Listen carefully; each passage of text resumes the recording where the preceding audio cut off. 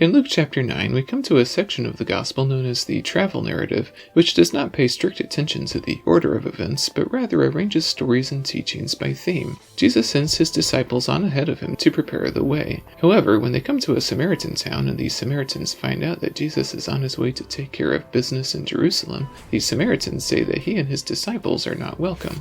James and John ask Jesus if he would like them to call down fire from heaven upon these Samaritans. This may be a reference to the famous prophet Elijah. The disciples would have known the story of Elijah calling down fire from heaven to consume the commander and soldiers when they came from Samaria to arrest him. James and John believe that if Elijah would call down fire to destroy unbelieving Samaritans, then Jesus would certainly do no less. However, Jesus rebuked the two disciples for saying such a thing. Luke uses this event to show that Jesus did not come to destroy life, but to save it. He also shows that Jesus had compassion on the Samaritans, thus indicating that Jesus came not just for the Jews, but for the Gentiles as well. This is the first reinforcement of Luke's theme of salvation for all people presented in the travel narrative.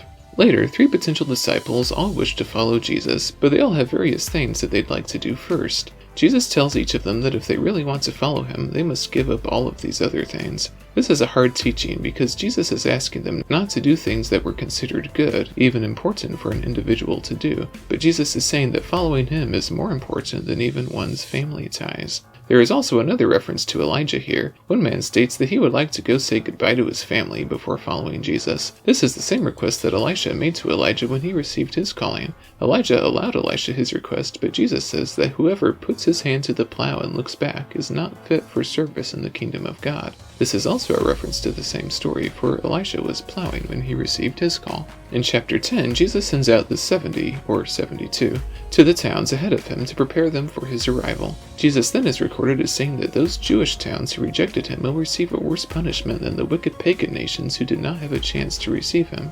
Jesus indicates that the wicked Gentile cities of Tyre and Sidon, and even Sodom and Gomorrah, will receive a lesser punishment than the Jewish cities that reject him. This would appear to be another attempt by the Gospel writer to show that the Jews are no better than the Gentiles. Jesus even says that if the miracles that had been performed in the Jewish cities had been performed in the wicked Gentile cities, they would have repented. Throughout Luke, the Gospel writer has a way of turning things on their heads. He portrays Jesus as being one who has no problem with messing with people's traditions if they interfere with the kingdom of God.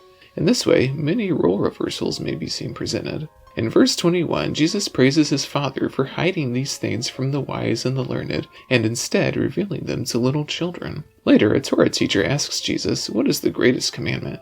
The answer is obvious, the Shema, or to love God with all of yourself. And how do you love God with all of yourself? With the second greatest commandment, love your neighbor. But the man wants to know, who is my neighbor? And so Jesus tells him the well-known parable of the Good Samaritan. But in the parable, why does the priest avoid the man lying for dead on the road? Because he knows the law that says don't touch dead bodies. The priest believes the laws of cleanliness are more important than the law to love one's neighbor.